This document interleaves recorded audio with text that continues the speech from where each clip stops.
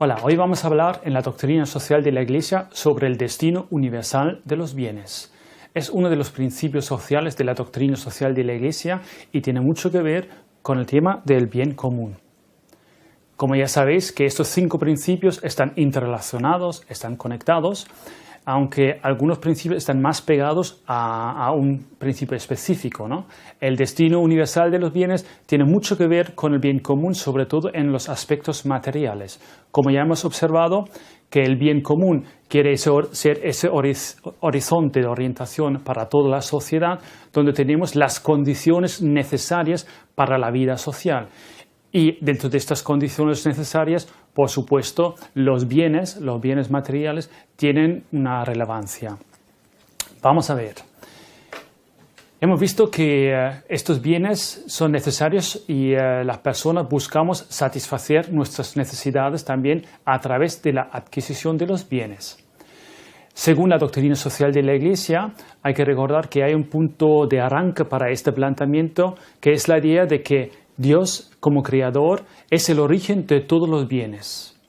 Tienen su fundamento en Él, con lo cual podemos decir de alguna manera que el auténtico propietario al que le pertenece esa creación es Dios.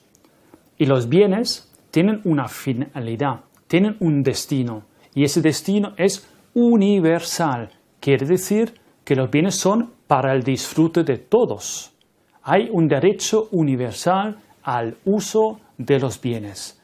Toda la creación está hecha para que las personas podamos disfrutar de ella. Lógicamente, esto tiene diferentes contextos culturales y sociales donde tenemos que aplicar este principio.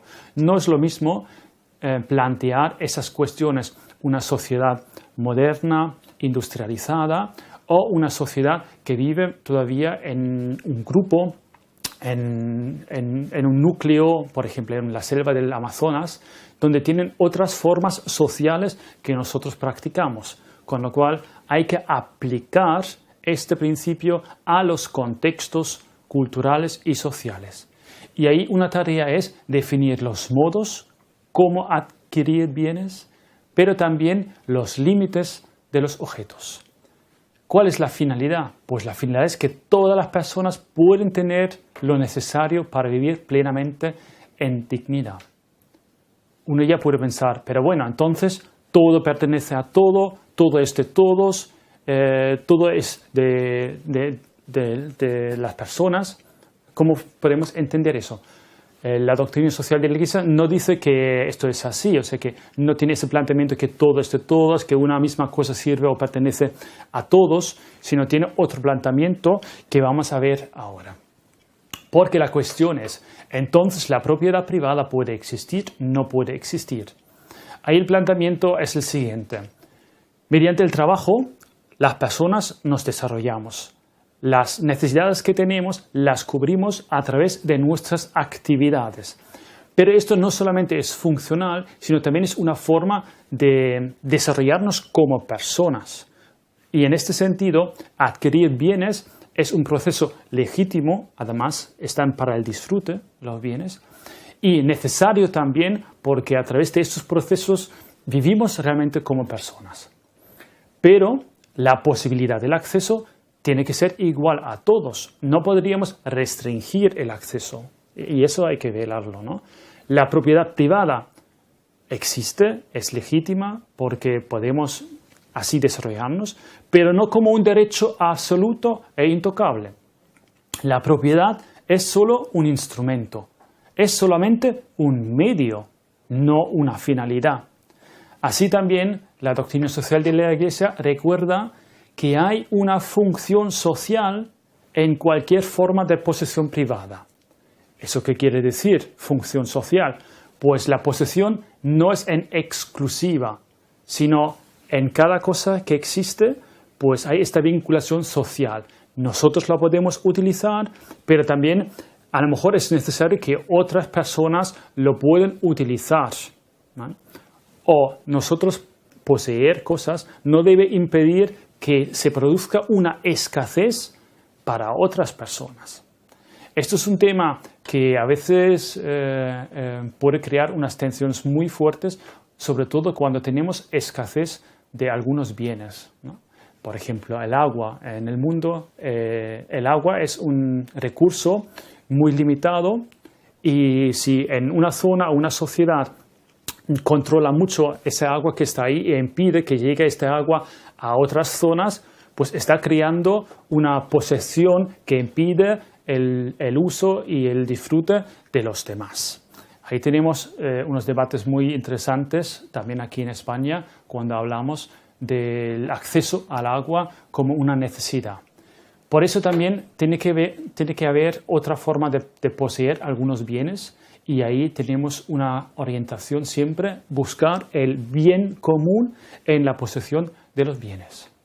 En las sociedades modernas también tenemos nuevas formas de bienes, los patentes, los monopolios, y ahí vemos que se limita el acceso al conocimiento, se limita el acceso al uso de estos bienes y habría que ver en qué situaciones es necesario pues, liberar estas protecciones para que realmente todos puedan tener y alcanzar ese bien común.